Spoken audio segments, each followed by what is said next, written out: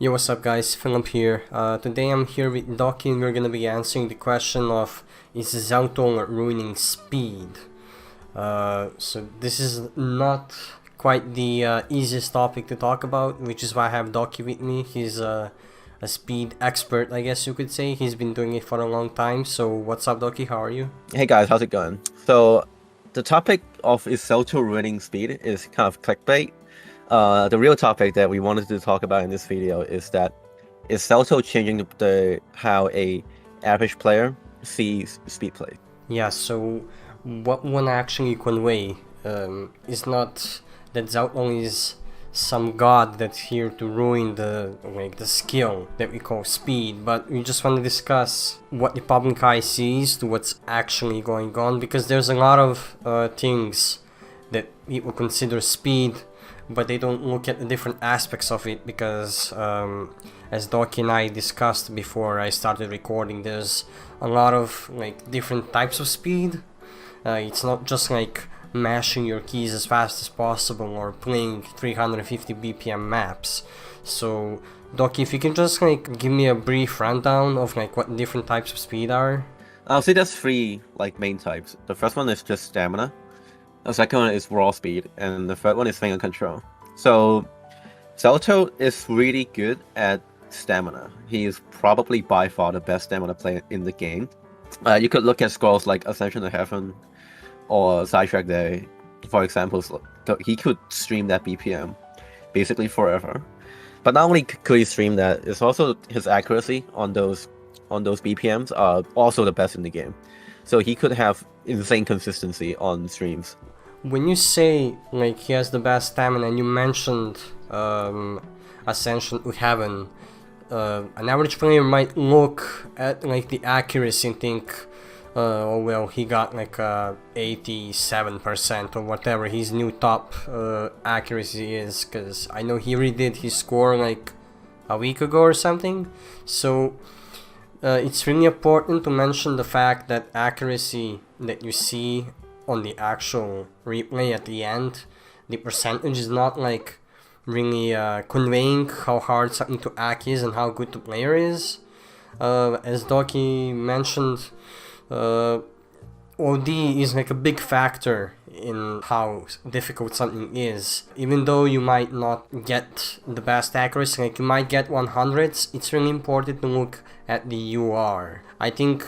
I mean, Doc, you have fucked UR because you play TapX, but what are your thoughts about watching the UR instead of just the percentage? A few things. So first of all, so this is one of the first things I want to talk about, is that people tend to underrate UR and also OD. So, and the second thing is that people need to know that accuracy is relative. So, for example, some Saxony scores. So, for example, it's 75% on Forgotten. When you just look at the accuracy and the UR, it looks really bad, right? But when you compare it to other players, you will see that it's the best accuracy by 4%. So relatively, it's still really good. But people tend to underrate some plays like that because the accuracy is low or the UR is high. Another thing is that people tend to underweight OD a lot, and it's that people see someone hitting a stream and they're not assessing the stream, and they find that to be impressive, right? But obviously, but the thing is, the map could have really low OD, and people would tend to not really care about that. And when or the opposite, the OD is really high, like a lot of free mod plays. For example, from Uncle gets 92 to 96 on free mod, and so some people that I've seen act like those scores are bad, but when you look at the replay, he's getting 70 UR on 270 BPM streams. So that's another thing that people tend to underrate a lot. Yeah, so if you were to put it in layman's terms for us peasants that don't actually play speed, I think there is a loved map like Hatsune Miku Hyperlation, something like that. You know what I'm talking about? Yeah. That map is 220, 230 BPM, but it's OD 6 or 5. It's it's 305 BPM and OD5. Yeah, so example, like when I play it, I'm like streaming it, and I'm like, what the fuck, I can stream 250, but when you actually realize that you're playing OD5, it doesn't feel as good because the margin of like the time window for 300s is actually that big that you can understream by like 20 BPM and still get 300s. So Yeah. that's like the easiest way to explain what actually is going on. Why you don't just look at the accuracy, but you also look at the UR, and that's why a lot of these Reddit posts have UR included as well. Yeah, that's a good point. So we mentioned the stamina as something that he might be unbeaten, or rather the best at. But who would you say that is a good runner-up? You mentioned Zestiny, but who else is up there with the grades? For runner-ups, the second like best I would say is definitely Red Pixel. You could look at the scores he gets. You like he's known for his finger control, but when you really like play the maps that he's playing, you would find that it actually takes a lot of stamina other than just like finger control. So personally, I have a lot of like plays on There Are No Angels Here with DT, and so other than just like the finger control needed to hit those hit the 280 BPM streams properly, it's also really hard to maintain that BPM for so long because the whole map is just like a giant stream. You just stream after stream after stream. So it's really hard for you to like keep your stamina up. And people tend to overlook that for Red Pixel plays as well. And also I think the Kush Fan Man on Osu is also really good on stamina, but yeah, he's kind of underrated as well. Yeah, Kush, he has a few plays in my best of 2020 video, but I don't think he fully, I guess I could say evolved himself. He has a lot more to go, I think. He can really push himself even further. Yeah, I think his stamina can still, he can still get really good on stamina. Even though he's like already top 5, he can still keep going. Yeah, so you mentioned there were 2 other main important aspects of speed, so just pick one at random and tell me what you think of that. Okay, I can talk about raw speed, because I think raw speed compared to stamina is even more overlooked as a skill. So I was talking about that Saxony play, right? That Forgotten play. That's like a 350 BPM stream map, and people don't really talk about that. Or when they see like maps like that, when they see like maps in the raw speed kind of maps, they tend to only look at like the most popular maps, like for example, a Deceit and Violation with GT. So that's another thing that people don't really talk about. And also, and Zelton's not really the best. That's arguable because Saxony is close or better. It's really hard to decide who's better because I don't think Zelton plays as much raw speed as Saxony like does. So I think it's hard to like call someone the best. But Saxony is at least close for sure. Yeah, I mean, Zestny posts a lot on Twitter, and some of the stuff that he plays and he can do, I don't think anybody else did or can do, at least in his capacity. But it's when talking about speed, it's important to realize that when you talk about just raw speed, that could even be argued as just mashing as fast as possible. But if you combine all of these individual skills that we mentioned here at the beginning, that's when you get like the, let's say, formula of what makes speed. It's like the old Osu TP system where it was separated into like, I think it was speed, aim, and reading or something. I wasn't around back then, but basically PPV2, it just combined all of those together to create a single digit. And I think when people nowadays look at speed, they don't separate it into sub-skills, if you want to call it that. So it's really important when you look at speed plays to actually consider what that speed play is actually about. It's not just about mashing, it's about, like, let's say, Zelton's Boom Boom Boomerang.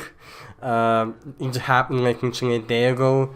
You might think of it, it's like, oh, it's 285 BPM, but he can do much better than that, and you don't even like realize that the map is just like hell, like burst hell.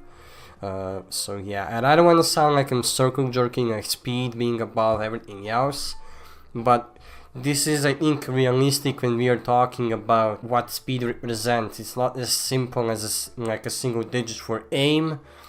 You can't really separate it that much. You can say there's flow aim, there's snappy aim, there's like a raw aim, if you even want to say that. I don't know what raw aim even means, but speed just has like, I think the speed has like the most diversity when it comes to what is considered speed.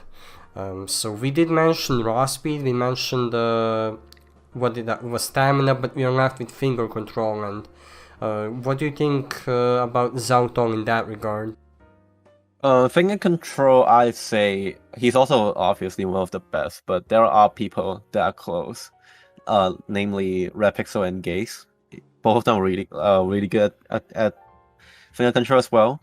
So for Repixel, again, you could look at Over the Flood or Joint Struggle, which is probably one of the best finger control plays of last year. And for Gaze, you could look at Egg Pang, which he just like got like a 1K combo on like a few days ago. So also I want to talk about like the circle jerk thing. So this video sounds kind of like a circle jerk. I get it, but like, so I like to point out that a lot of the things that I've talked about, for example, or how people only look at things that are only visually impressive, or how they only look at PP, which is I think another main reason why Zelton scores are so much more popular compared to other things, is just how much PP they give. Those things can be applied to basically everything in Osu, but I think particularly in speed is the problems are even more like intensified. So when you look at aim, a lot of the times, like only the most like comfortable type of aim, like farm maps, sharp angles, diff spikes, those are like the most popular ones. But there's so much more to aim than just sharp angles, triangles, 1-2s, or whatever. There is, for example, like a wide angles or old maps that really require a lot of aim, and also aim control is kind of a dead skill basically. Only a few players are really good at it. For example, Wowie comes to mind. Then you could also talk about how like unconventional angles are also a bit like underrated. So something like Voice of God, you know that map? Voice of God. Oh yeah, I know. Yeah.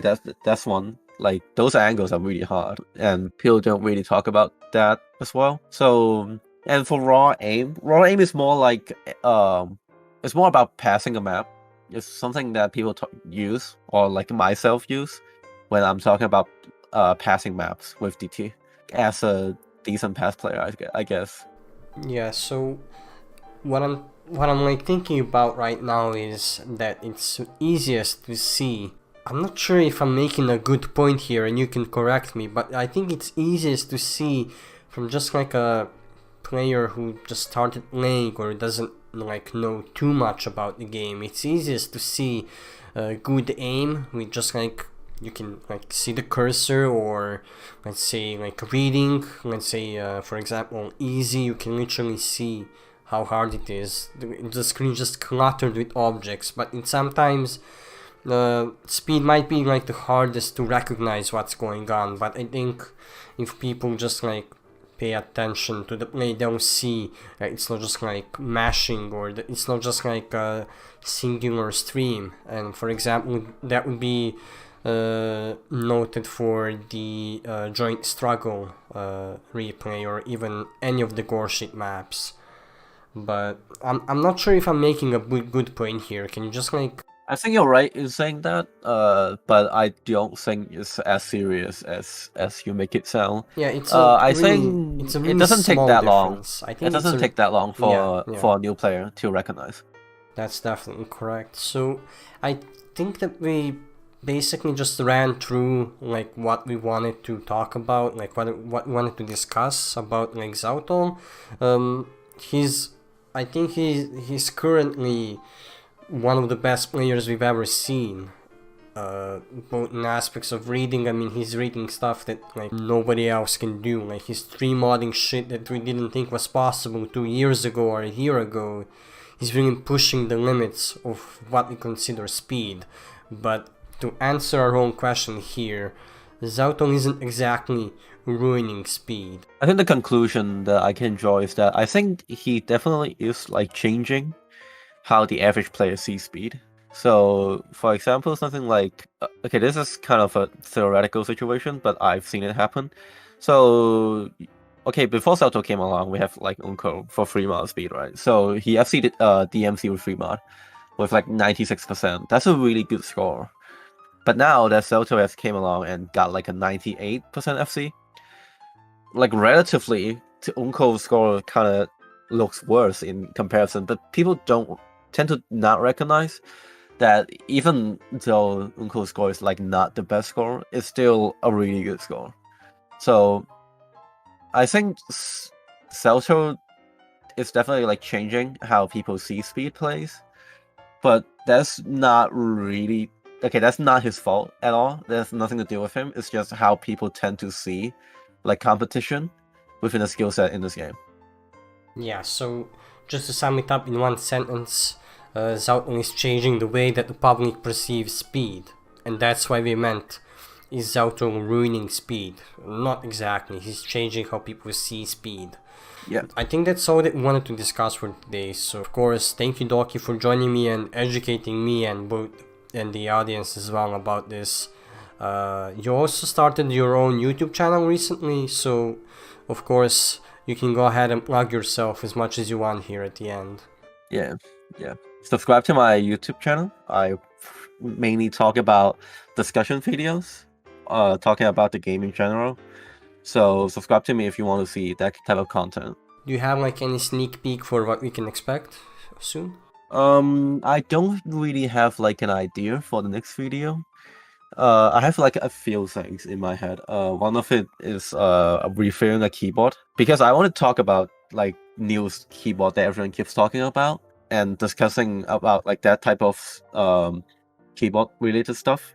The second video I wanted to make, I may or may not make, but the idea I have is talking about Osu and its relationship with FPS games. That's something that I wanted to cover a while ago, but I think since you are like I'm not sure if I can call you an aimer. I mean, you do play like aiming games a lot. You literally sit and grind aim. So yeah, I think I did grind like a lot. Yeah, I think you'd be the better person to make that. So I'm definitely looking forward to see that. Even though like I already know the answer, but I'm interested to see your point of view on that. So yeah, that's gonna basically be it for today. Thank you, Doki, for joining, and thank you everybody for watching, and see you next time.